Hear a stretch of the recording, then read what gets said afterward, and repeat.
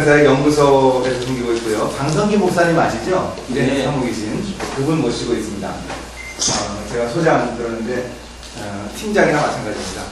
직장사역 연합안에 직장사역 연구소, 직장사역 훈련센터, 또 체플린 서비스 네트워크 세 기관이 있고요. 그중에 이제 저는 기획하고 또 그 새로운 거 개발하고 교재 만들고 이런 쪽 일들을 주로 하고 있습니다. 저는 이렇게 멀리 와서 강의하는 거는 상당히 힘들고요. 그래서 올해 6번 아니고 3번인 게 너무나 감사하고 3번은 이렇게 왔다 갔다 하는 게 좀 마음이 놓이더라고요.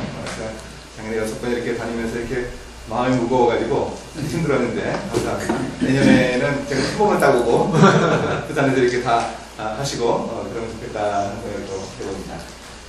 직장사역 하다 보니까 이제 직장 관계된 책도 몇 번 썼고요. 저는 성형 인물들이 다 직장인으로 보입니다. 다니엘도 그렇고, 다윗도 그렇고, 요셉도 그렇고, 느헤미야 이런 사람들이 직장인의 관점으로 보이더라고요. 그런 관점으로 보는 걸 여러분들하고 나누면서 함께 할 수 있을 것 같습니다. 일산, 경기도 고양시 살고 있고요. 고양시에서 이제 한교에서 자란 자매하고 결혼해서 고3 됐습니다. 우리 아들. 그리고 딸은 고1 됐고요. 우리 아들 자랑 안 했죠, 지난번에. 지난번에 9월달에 했었죠. 작년에 11월달에 수능 끝나고 나서 모의고사 봤거든요. 예. 그 모의고사 봤는데 언수에 몇 점 받았을 것 같습니까, 저희 아들? 언수에를 만점 받더라고요. 그 학교 공부 잘하는 학교거든요. 동산고등학교라고. 근데 1년에 한 명씩 나온다 그러더라고요. 재작년에 한 명 나왔고, 그 다음에 작년에 한 명 나왔고. 근데 그러고 나서는 또 올해 시험 3번 봤는데 처음 2번은 반에서 5등이요. 그 전국 1등 하다가 반에서 5등하고 3등하고 그러다 요번에는 이제 그 언수에 하나 틀리고 또 그 뭡니까 그 탐구까지 합해서 뭔가 1등 했다 그러더라고요. 공부하는 거 그 머리 떨어져가지고 공부하는 거 보면 참 이렇게 그 처절합니다. 이 아들에서는 이렇게 좀 그 영화 같은 거 봐도 이렇게 눈물 안 흘리거든요. 근데 이제 마음이 그럴 줄 알았더니 얼마 전에 그러더라고요. 울었대요. 자기들이 많이 울었대요. 생각하면서 진짜 진행해서 많이 울었대요. 친구들 있을 때는 못 울 거 아니에요. 또 어떻게 울었냐 그랬더니 화장실 가서 울었대요. 화장실 가서 화장실 갔을 때 울고 또 울러 화장실 가기도 하고 그랬대요. 참 멀리 떨어져 있는 게 참 쉽지 않다. 우리 딸도 거기 갔습니다. 딸도 거기 가가지고 그 학교 가가지고 이제 따로 떨어뜨려 놓고 있고 그 애들 이렇게 떠나 보내고 그만 엠프티 신드롬 그러더라고요. 엠프티 네스트 신드롬이라던가요. 그 빈둥지 증후군 그러는데 저는 좀 뭐가 좀 일찍 그거 맞아가지고 요즘 외롭습니다. 그것들만 이렇게 있으니까 애들 출가시켜버린 것 같은 그런 느낌 들고 어려움이 있습니다. 잘하고 필요하고 지내고 있는데요. 예, 작년에 했던 내용을 좀 제가 피해서 그렇게 여러분과 나누려고 강의를 쓰고 있는데요. 3강의 정도는 이제 그렇게 할 수 있지 않을까 하는 생각을 해봅니다. 오늘 여러분 보신 강의는 이제 주로 이제 청년들이 들으면 좋은 강의인데 이 문제, 직업세계 선택의 문제가 이제 청년들의 문제만은 아니다. 청년들이 이제 직장이라고 하는 거대한 세계에 들어가는 입구를 가지고 고민하잖아요. 취업을 고민합니다. 청년들 이렇게 1년, 2년 이렇게 지내고 그러면서 이렇게 직업 구하려고 애쓰고 노력하다 보면 들어가고 나면은 아무 걱정 없을 줄 알아요. 그러잖아요. 근데 들어가고 나면 차라리 직업 구하는 게 더 쉽고 마음 편했습니다. 그때가. 그 안에 가면 또 더 고민 있잖아요. 이직 문제도 있고 이 일이 내 일인가 아닌가 업종을 완전히 바꿔가지고 다른 일을 해야 되는 그런 경우도 있고 그뿐입니까? 또 창업을 해야 되는 경우도 있잖아요. 직장생활 그만두고 이제 스스로 책임져야 하는 경우도 있고 요즘엔 또 이제 그 일터라고 하는 그곳에 출구만 문제가 아니고 이게 뭡니까? 아니죠. 출구가 아니고 입구죠. 입구고 청년들은 입구고 출구는 이제 나가는 이 퇴직 이게 문제잖아요. 청년 퇴직이 빨라지고 이러는 거. 최근에 또 어제군요. 어제 이제 주소 변경하는 분 한 분 KBS에 계시는 분인데 정년퇴직 했다고 이제 주소를 바꿔서 이제 집으로 우편물을 보내달라고 그러시는데 그분 그렇게 나이 안 많으시거든요. 근데 정년퇴직 했다고 그러시더라고요. 앞으로 그 많은 삶을 50대 중반도 안 되셨을 것 같은데, 얼마나 그 긴 삶을 또 사셔야 될지 모르겠어요. 이 문제입니다. 퇴직 이후로도 문제입니다. 우리 평생에 직업과 관련된 이런 선택의 문제가 심각한 문제일 수밖에 없어요. 그 가운데서 우리가 어떻게 우리 소명을 찾을 건가, 하나님의 부르심을 찾을 건가 생각을 해보는데, 청년들 실업 문제 풀리지 않습니다. 청년들 실업은 뭐 일반 실업보다 훨씬 높죠. 8%, 10% 이렇게 높고, 직업 포기한 사람들도 많이 있고요. 세속적인 직업 선택이 같은 기준은 있는 것 같아요. 어떤 직업을 선택하고 어떤 사업을 하고 사람들이 할 때 돈, 안정성, 인기 뭐 이런 정도 생각해서 사람들이 하지 않나 생각을 해봅니다. 또 어떤 기준으로 세상 사람들이 직업을 선택하나요? 이거 말고 또 어떤 거 있을까요? 복지 혜택 뭐 그런 거 찾을까요? 보통 뭐 인기, 뭐 안정성 이런 데 들어갈 것 같고요.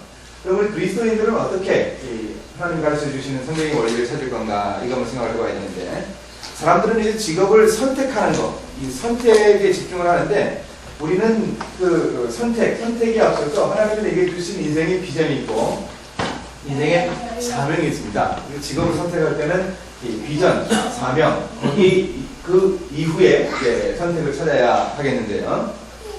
근데 큰 그림이죠. 큰 그림을 찾아야 하는데, 이 비전이 도대체 뭡니까? 비전이라는 얘기 참 우리 청년들도 많이 하고 그리스도인들이 참 많이 하는 편인데, 이 비전이 도대체 뭡니까? 비전은 개인의 야망이 아니죠. 또 목표도 아닙니다. 목표가 개념이 더 큰가요? 목적이 개념이 큰가요?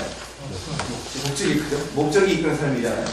구체적인 목표도 아닙니다. 크리스천의 비전이라는 것은 인생의 목적이고 방향이죠. 방향.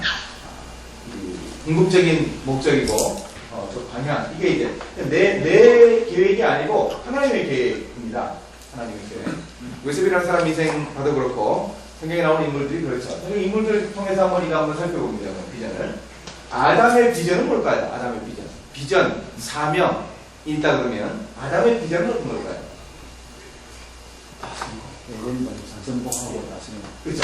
아담의 비전은 에덴 동산 관리하는 게 아니에요. 아담의 직업이 뭐였습니까? 아담의 직업. 정원사였나요? 장명가였습니까? 뭐였습니까? 아담은 별로 이렇게 직업들을 틀지 않잖아요. 근데 에덴 동산 관리하는 일이 직업이었다고 한다면, 이게 비전이 아니고 땅을 정복하고 만물을 다스리는 것. 이게 이제 아담의 비전이라는 얘기죠. 이 아담의 이 직업이 이게 의미가 없다는 얘기가 아니에요. 지금 이제 비전이 뭔가 한번 생각해 봅니다. 아브라함의 비전은 뭔가요? 아브라함은 당대의 사람들이 볼 때 아브라함은 어떤 사람이었습니까? 뭐 하는 사람이었죠? 탁월한 목축업자였잖아요.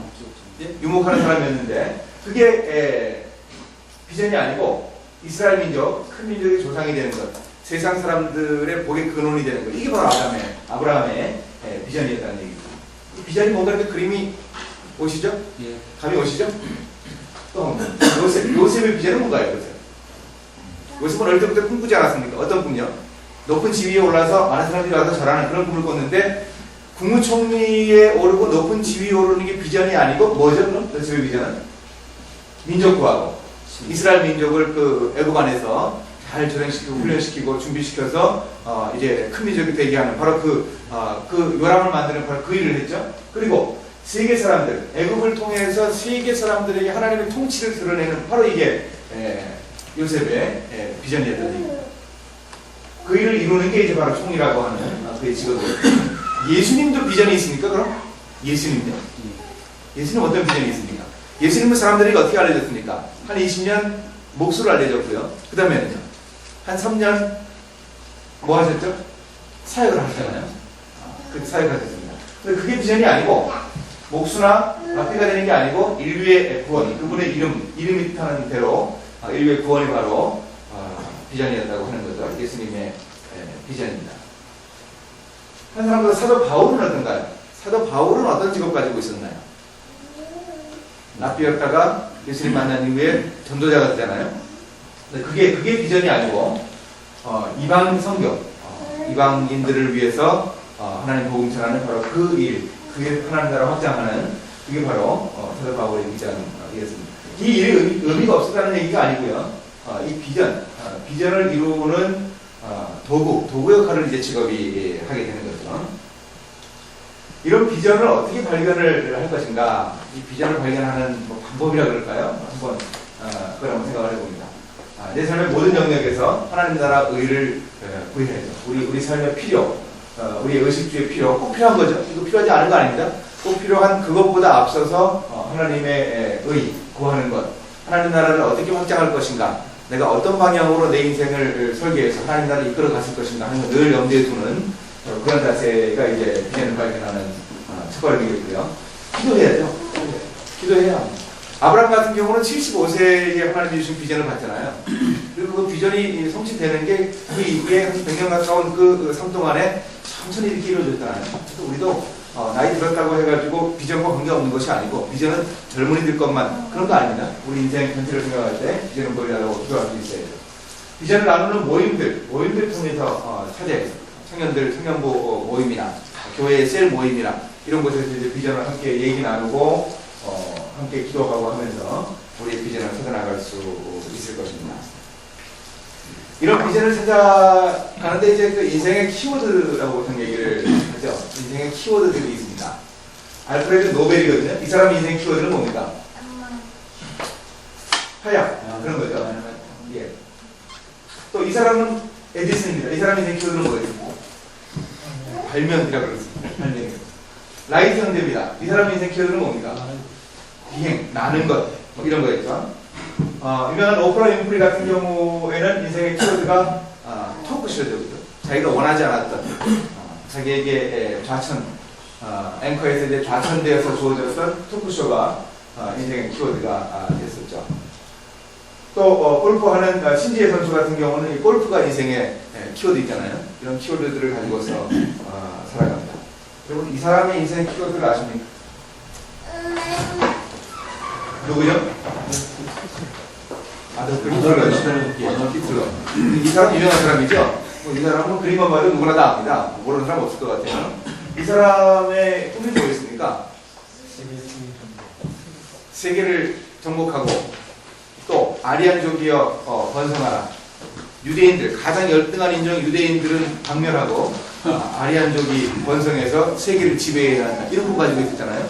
그 꿈 이뤘나요? 일부 이뤘죠.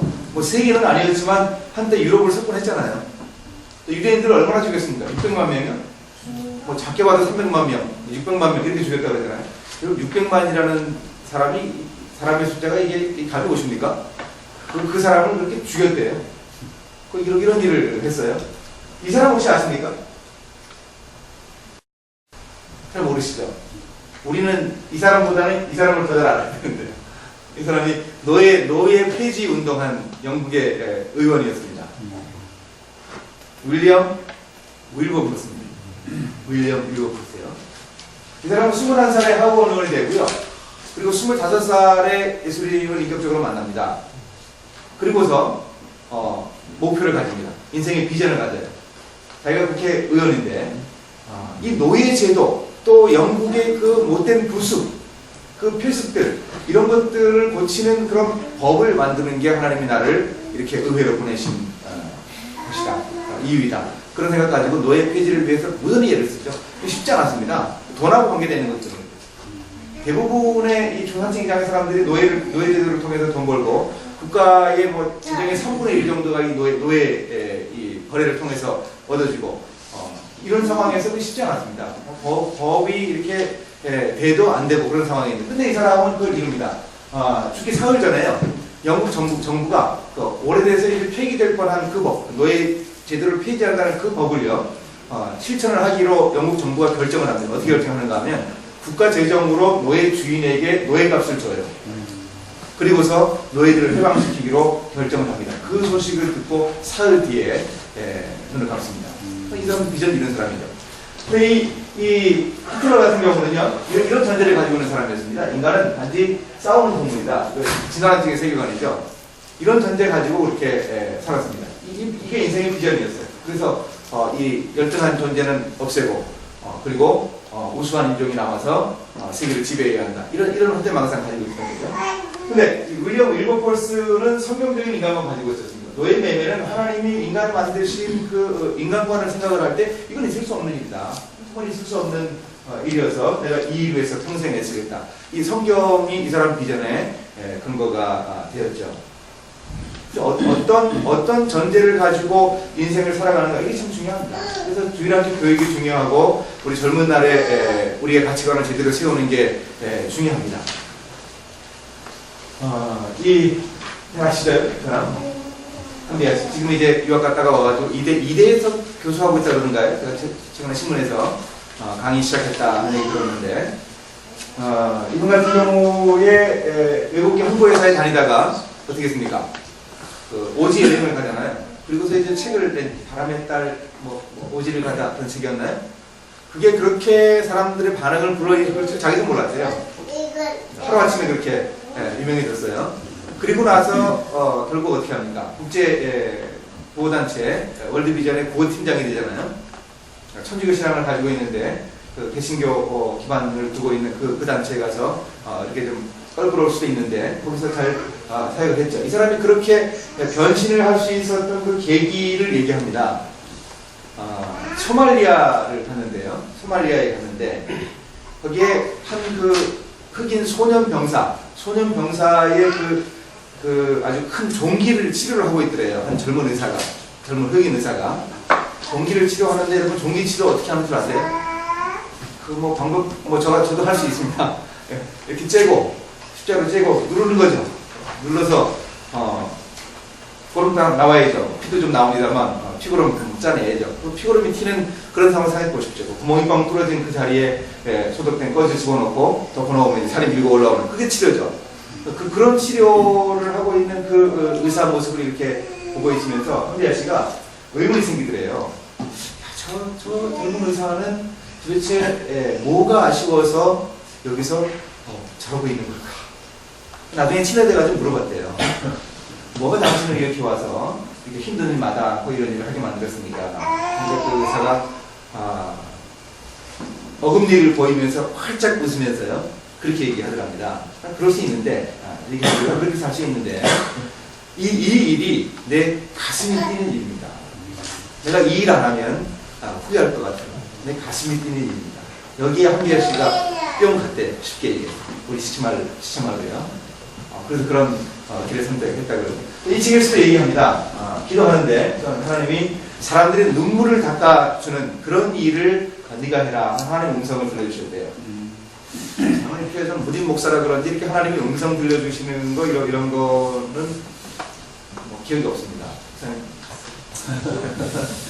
하나님의 음성을 들려주시면 좋겠는데 말씀 안 해주세요. 저희 처제도 이렇게 하나님이 분명히 자기가 느끼고 들은 그런 음성을 들어주셨대요. 못 들은 제가 그거 하나님의 음성 아니야 그럴 수도 없는 거고, 저는 하나님의 음성을 들으셨다는 것에 대해서 부인하지는 않아요. 제가 못 들었다고 부인하지는 않아요. 사무엘도 들었잖아요. 사무엘도 하나님의 음성 들었고, 분명히 있을 것 같은데 어쨌든 이분은 들었대요. 그걸 들어서 지금 이제 그런 인생의 설계를 새로 하고 있다 그러더라고요. 가슴 뛰는 일을 찾는 게 참 중요합니다. 이거는 우리 아이들에게도 이런 기회를 줘야 되고요. 우리 젊은 청년들은 더 그래야 되고, 나이 드신 분들도 하나님이 내 인생에 가슴이 뛰게 하시는 것, 은퇴 이후에 내 인생을 설계할, 하나님 나라 세워나갈 그 일에 가슴을 뛰게 하실 수 있어요. 그 일을 위해서 이 안철수 씨가 이제 하는 얘기가 있습니다. 부산은 어떤가 모르겠습니다. 안철수 씨가 대통령 부산 사람 아닙니까? 문재인 의원이 돼도 부산 사람인가요? 문재인 의원도? 또 박근혜 씨가 돼도 대구 사람이고 비슷하네요. 왜 이쪽에만 이렇게 자꾸 대통령 될 사람들이 많은 거 모르겠어요. 그래도 제가 지금 대통령 그런 거 관심 있어 하는 게 아니고, 저는 그 옛날에 이거 봤는데, 강호동 나와서 하는 무릎팍 하셨죠? 무릎팍에서 얘기를 하더라고요. 그 사람이 나오라는 모르겠습니다. 본부죠. 효용성이라는 입장에서 보면 들리세요? 저는 우리나라에서 가장 비효율적인 사람이죠. 의사로서의 그 생활 14년 동안 했던 게 CEO 하면서 거의 쓸모가 없어졌고요. 거의라는 말은 CEO 하면서 직원들이 건강상담을 많이 받습니까? 일부가 있습니다. 프로그래밍을 할 때 그것들도 스스로 경영할 때 쓸모가 없어지고요.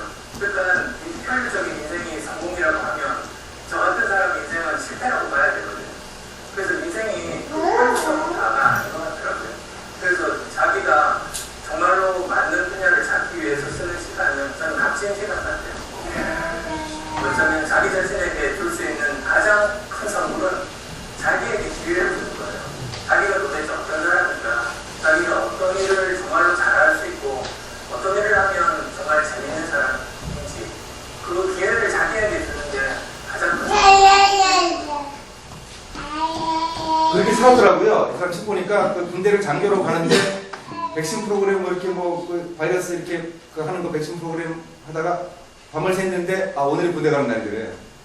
그래가지고 부모님한테도 얘기 안 했다든가 누구한테 얘기 안 하고 그러고 입대를 했다 그러더라고요. 그러니까 그게 가슴 뛰는 일이죠. 그런 인생을 살았다는 거죠. 기회를 주는 거 이거 참 의미 있습니다. 이런 비전을 우리가 생각해야 되겠고요. 이제 그런 비전에 근거해가지고 이제 비전을 이루는 도구로 맡겨진 게 이제 직업입니다. 직업은 우리 그리스도인들에게는 단순히 돈 버는 거 아니죠. 또 단순히 자아 실현을 위한 도구만도 아니죠. 그럼 뭡니까? 이게 이제 사명이라는 거죠.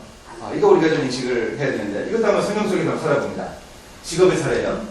아담은 아까 우리가 생각한 대로 이렇게 뚜렷한 직업이 없는 사람이었죠. 제가 어릴 때 저희 친구 아버지들 중에는 그런 사람들이 가끔 있었어요. 아버지 직업이 뭔지 얘기를 안 해줘요. 저희 아버지는 직업이 분명했거든요. 그 육군 하사관이셨거든요. 중사 상사 이러셨다고요. 당연히 아버지 직업 그러면 군인인데 자기 아버지 직업을 모르더라고요. 아들이. 그런 사람들이 몇 사람 있었어요. 안기부 직원인지 모르더라고요. 그런 사람들이 있어요. 이 아담이 그런 사람이었던 것 같아요. 근데 그 아들 때는 분명한 직업이 나오잖아요. 아벨은 1차 산업의 이목, 목축하는 사람이었고 가인은 농부였고 1차 산업의 두 중요한 기반을 아들 둘에게 줬잖아요. 이런 직업을 가졌잖아요. 분명히 이렇게 직업을 가졌습니다. 그리고 가인의 자손들 보면은 육축 치는 자, 수금 충소 잡는 자, 날카로운 기계 만드는 자, 이공계통, 예능계통 이쪽으로 분명한 직업이잖아요. 그래서 이렇게 직업을 지어줬습니다. 아브라함한테는 목수업자였습니다. 요셉은요, 노예 생활하다가 죄수 생활하다가 총리가 됐죠. 이렇게 직업이 변화가 있었어요. 룻은요, 이 사람은 며느리가 무슨 직업인가? 전업주부라는 직업이 있잖아요. 전업주부요. 전업주부였어요. 이삭 죽기 아르바이트를 하다가 굉장히 비정규직이죠.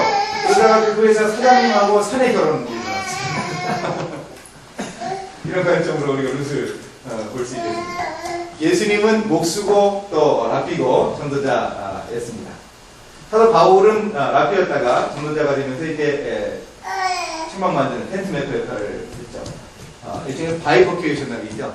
목사면서 직업을 가지고 있는 그런 사람이었습니다. 삭개오하고 마태하고는 직업이 같잖아요. 세리였잖아요. 근데 어떤 차이가 있습니까? 삭개오는 예수님 만난 이후에 자기 직업을 포기했나요? 마태는 포기했죠. 포기하고 예수님 따랐잖아요. 삭개오는 어땠습니까? 삭개오는 그 직업 가지고 있었잖아요. 어떻게 생각하십니까?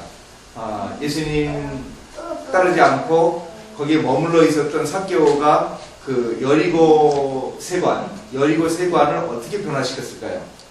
여리고 세관이 이제 이스라엘에 있는 가버나움하고 또 어딘가 한 군데하고 여리고하고 세 군데 중에서 가장 규모가 큰 곳이래요. 이렇게 동서로 오가는 교역세가 있고 또 남북으로 오가는 동서로 오가는 뭐 향유 같은 거, 길랏 향유 이런 거 있잖아요. 그런 이제 관세 수입 많은 곳이라고 그러는데 거기를 이 삭개오가 변화시키지 않았겠습니까? 그 일터를요. 일터 속에 제자였을 거란 말이죠. 삭개오가 더 훌륭합니까? 마태가 더 훌륭합니까? 이게 가장 어리석은 질문입니다. 보세요. 아이가 놀래가지고 얘기하는 거 보세요. 이게 가장 어리석은 질문이에요. 이 삭개오가 옳은가 마태가 옳은가 이거는 잘못된 얘기예요. 삭개오대로 예수님의 일터 속의 제자로 살았고 마태는 예수님을 따르는 전임 사역하는 그런 제자로 살았다는 얘기죠. 누가 더 옳고 그른 거 이것이 말도 안 되고 누가 더 우월하고 열등하고 한 거 이것이 말도 안 되고 이렇게 우리가 직업을 이해할 수 있어야 되겠고요. 이런 직장을 이제 어떻게 찾을 건가 지금까지 나눈 얘기를 한번 정리를 한번 해봅니다. 비전은 큰 그림입니다. 큰 그림이요. 비전은 하나님의 계획, 평생 그 사람 삶을 끌고 가는 그림입니다.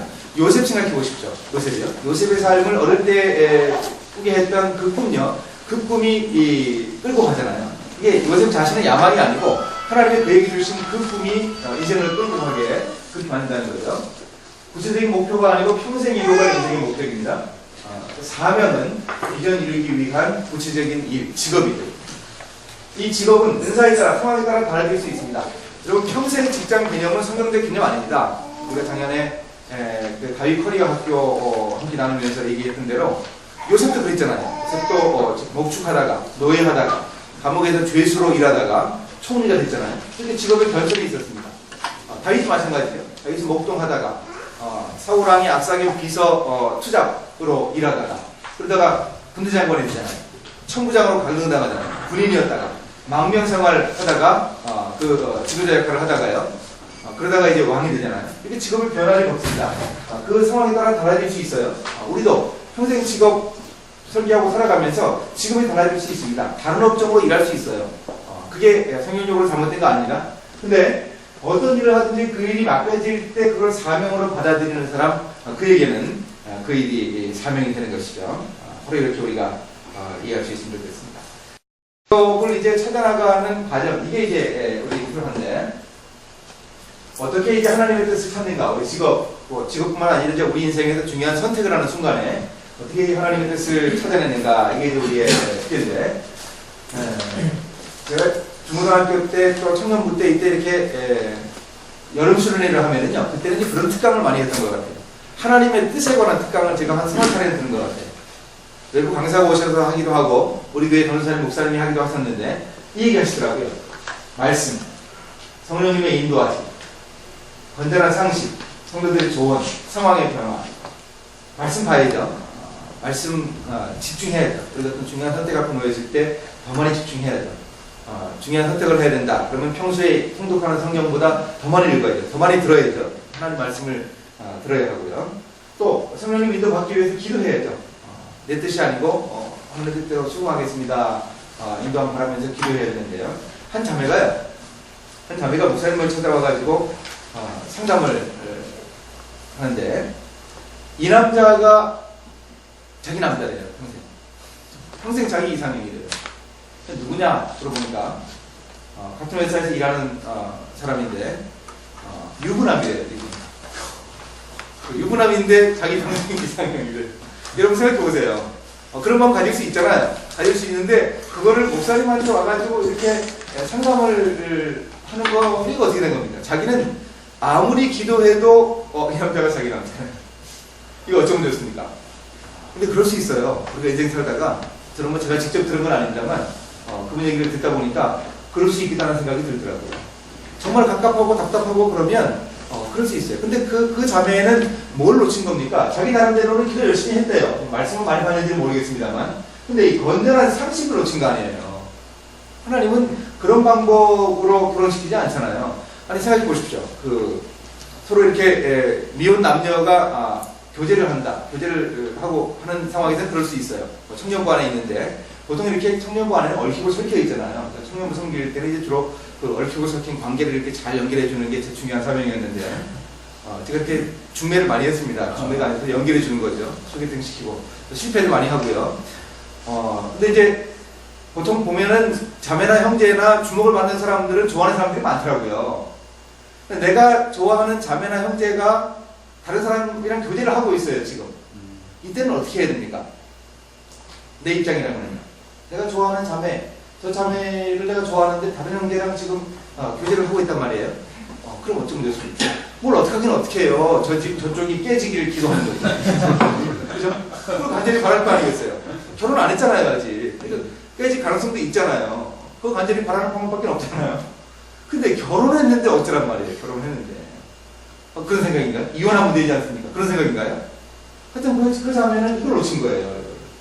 기도 많이 하는 것 참 중요합니다. 근데 하나님은 기도하는 것만이 아니고 건전한 상식, 이것도 우리 선택에서 중요한 그런 방법으로 설정해 놓고 계시다는 사실을 우리가 기억을 해야 됩니다. 그러니까 어떤 문제를 가지고 고민스러울 때 밤에 잠이 안 온다든가요, 머리카락이 하나씩 빠진다든가, 변비가 생긴다든가, 과민성 대장 증상이 생긴다든가, 이 정도 되면은요, 그러면은 너무 고민하지 말고 나눠야 돼요. 가서 내 멘토가 될 만한 분, 또 내 얘기를 듣고서 함께 얘기 나눌 수 있을 만한 사람에게 가서 그 문제 털어놓고 얘기하면, 원래 3장 말씀대로 성령님이 피차 가르쳐 주시는 그런 지혜가 있거든요. 그걸 통해서 할 수 있습니다. 성도들 조언 구해야죠. 또 하나님이 환경을 통해서, 상황의 변화를 통해서 우리를 이끌어 주시고 조명해 주십니다. 그걸 기대하면서 할 수 있습니다. 자, 이걸 전제해야죠. 하나님의 뜻 찾는 전통적인 방법이라고 할 수 있죠. 이런 방법들을 전제하고서 이제 어떻게 하나님의 뜻을 발견하는가 하는 생각을 해봅니다. 이거 우리가 생각하고요. 6개의 P로 시작하는 단어라고 생각해봅니다. P로 시작하는 6개의 단어예요. 하나님의 뜻은요, 미래에 일어날 일을 미리 아는 것. 이게 뭐죠? 프리딕션. 예언이라는 단어잖아요. 예언이 아니라 현재 상황에서 지켜야 할 원칙입니다. 원칙. 사울 같은 경우에 사무엘의 말대로 이렇게 순종하지 않았잖아요. 순종하지 않았. 나중에 사무엘 죽고 나서는 사무엘의 영혼을 갖다가 불러가지고 무당한테 부르게 해가지고 이렇게 뜻을 알려 그러잖아요. 하나님은 내게 오림으로도 두밈으로도 말씀하시지 않는다. 그러면서 엉뚱한 방법을 썼잖아요. 이런 예언이 중요한 게 아니고 원칙을 지켜야 했습니다. 하나님께 순종해야 했어요. 예언의 은사가 있죠, 여러분. 예언의 은사가 있습니다. 틀림없이 있어요. 교단 따라서 이제 영적인 은사에 대해서 좀 보수적인 곳이 있고 또 허용하는 곳이 있는데 제가 있는 교단, 저는 이제 합동천 목사인데 제가 있는 교단은 그런 거 이렇게 별로 안 좋아하는 곳입니다. 근데 그런 일이 있더라고요. 저는 경험을 한번 해봤어요. 오래된 얘기죠. 한 89년, 90년 인물협이니까요. 전도사 때 우리 청년들 데리고 수련회를 갔는데 수련회 저녁 집회 끝나고 나서 이제 좀 자야 될 텐데 안 자더라고요. 자기들끼리 모여 기도하고 그러면서 방언하고 그냥 계속 그냥 시간이 가더라고요. 방언 많이 받았어요. 그리고 이제 어려운 일이 있었습니다.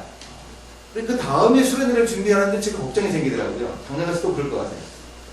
그래서 이제 수련회 준비 1월달에 이제 1년 계획 세우면서 한 8개월 동안은 제가 기도를 했어요. 하나님 이 수련회 방향에 대해서 제게 좀 알려주시면 제가 준비해서 가겠습니다. 작년에 제가 허둥대는 거 보셨죠? 안 알려주시더라고요.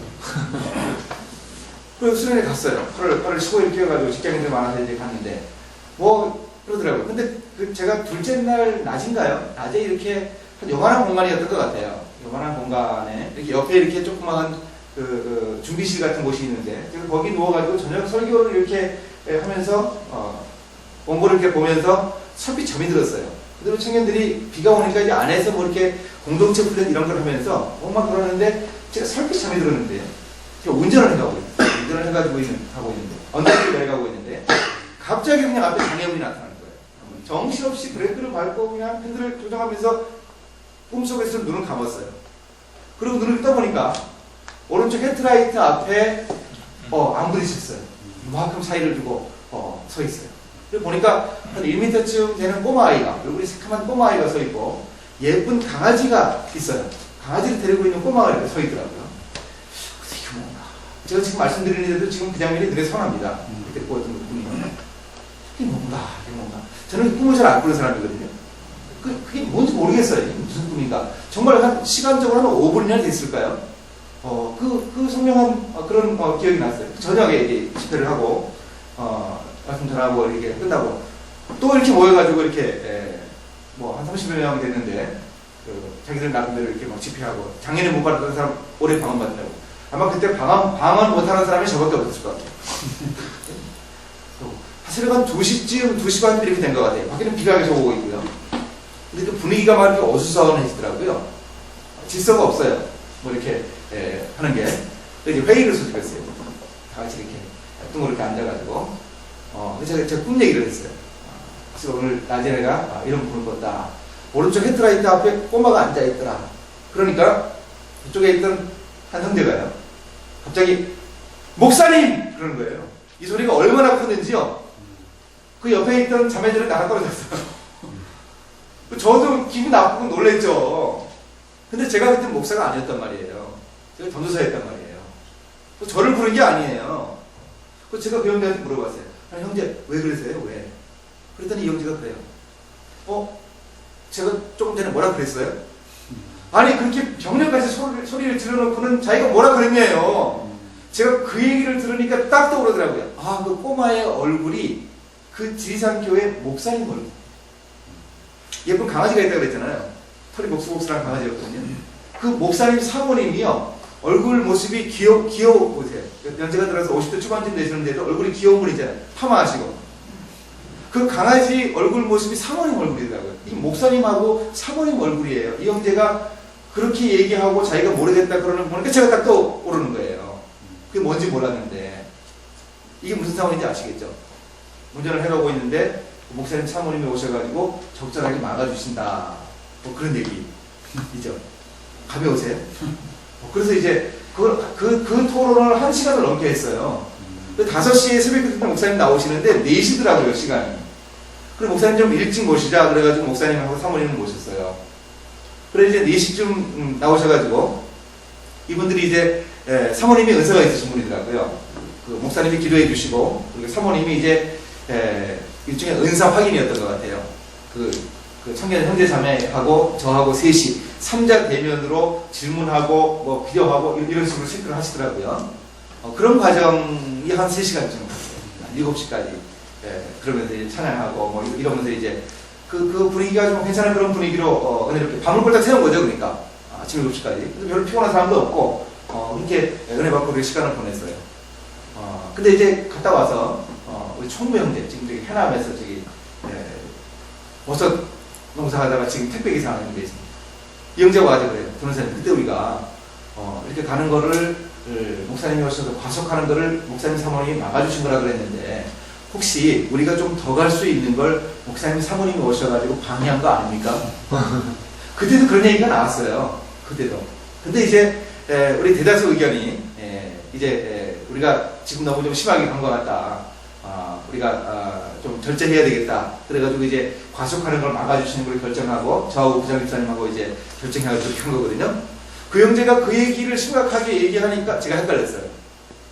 저 사모님하고 얘기 나눌 때 이분이 영분별의 의사가 있는 분이라면 충분히 파악할 수 있는 문제를 몇 번 미스하시더라고요. 그래서 저는 그렇게 생각했어요. 나는 우리 형제자매들하고 밤새도록 같이 있은 지도교육자고 이분은 주무시다가 지금 오셨으니까 그럴 수 있겠다 생각을 했는데 가만히 생각하니까는 헷갈려요. 그렇게 헷갈려가지고 그때가 언제입니까? 그때 90년이거든요. 90년 여름 얘기인데 지금까지 모르겠어요. 제가 얼마 있다가 성경 보다가 이 구절을 봤습니다. 아가보 선지자 얘기입니다. 아가보 선지자가 바울의 띠를 풀러가지고 손을 묶으면서 이 띠 임자가 예루살렘에 올라가면 결박당합니다. 내가 봤습니다. 올라가지 마십시오. 근데 바울이 그럽니다. 나도 봤다. 근데 나는 결박되는 것뿐만 아니라 죽더라도 예루살렘으로 올라가겠다 그러잖아요. 이게 뭡니까? 똑같은 환상을 둘이 본 것 같아요. 아가보도 그 예언의 능력으로 본 것 같고 바울도 본 것 같아요. 예루살렘에 올라가면 결박당하는 거 틀림없이 압니다. 근데 뭐라 그럽니까? 나는 가겠다. 나는 각오했다. 그러면서 뭐라 그러는가 하면 주의 뜻대로 이루어지리라. 주의 뜻대로는 이런 때 쓰는 말입니다. 내가 죽을 결심하고서 간다 이런 뜻 말입니까? 이게 똑같은 거 봤는데 다르잖아요. 해석이 다르잖아요. 실제로 그렇더라고요. 나중에 은사 있는 분들한테 물어보니까 그러더라고요. 그 현상으로 보여준 그것이 이렇게 해석을 못하는 경우도 있고 해석이 다른 경우도 있고 이게 선명한 게 아니라 그러더라고요. 쉽게 얘기해서. 저는 그때 이후로 그런 어리석은 길을 다시 하지 않습니다.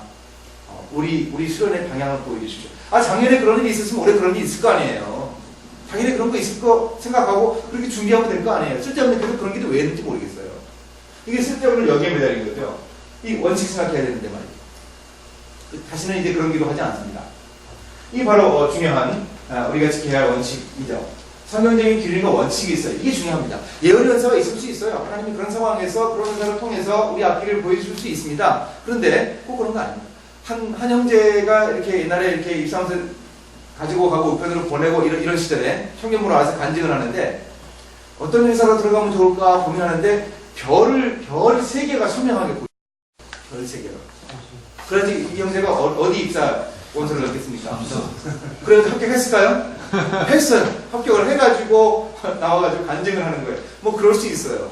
아니 그러면 그 형제같이 취업을 해야 된다 그러면 하나님이 그 동양그룹이죠. 그 동양종합금융증권 뭐 오리온제과 이런데 가게 하시려고 그러면 별을 7개를 보여주셔야 되겠네요. 장수 돌침대 이런데 보내시려면 별을 5개를 보여주셔야 되겠네요. 그 형제 얘기는 그럴 수 있지만 그게 뭐 모든 상황이 맞는 거 아니잖아요. 미국에서 목회하는 목사님에게 한 성도님이 진짜 왔대요.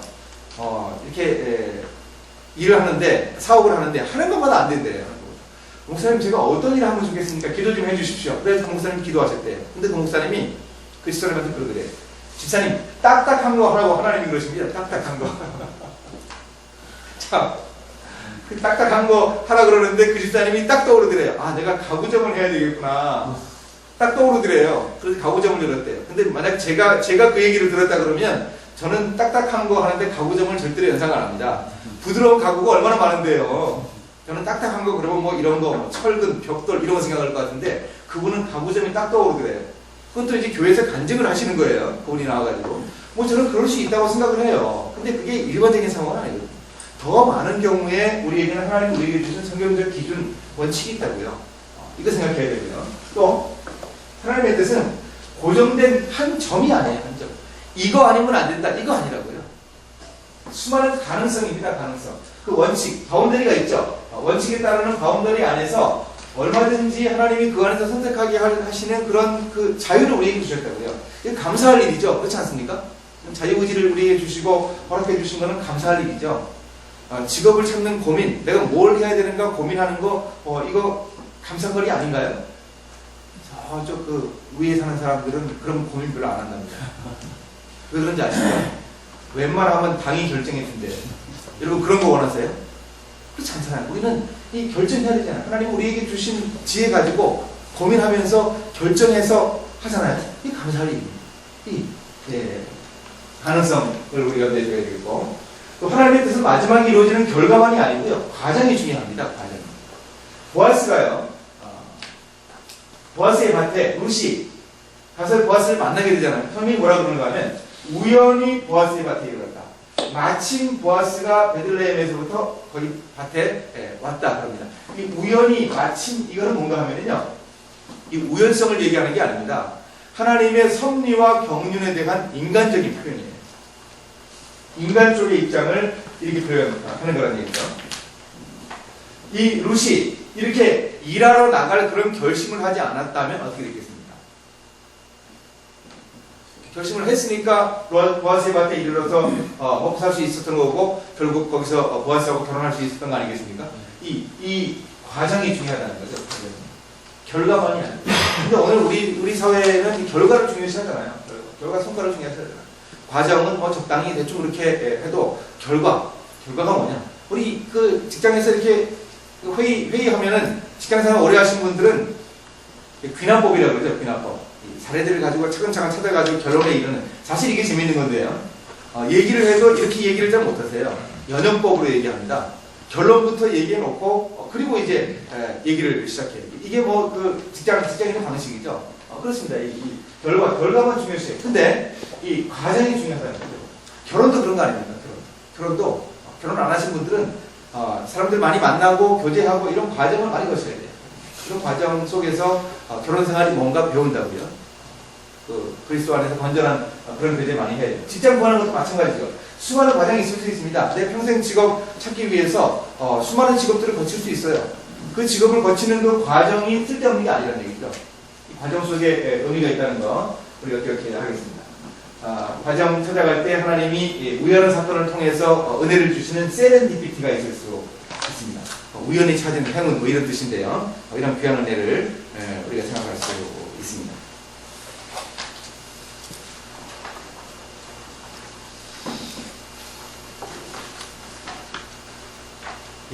이제 좀 쉬었으면 좋겠는데요. 좀 힘이 났겠죠?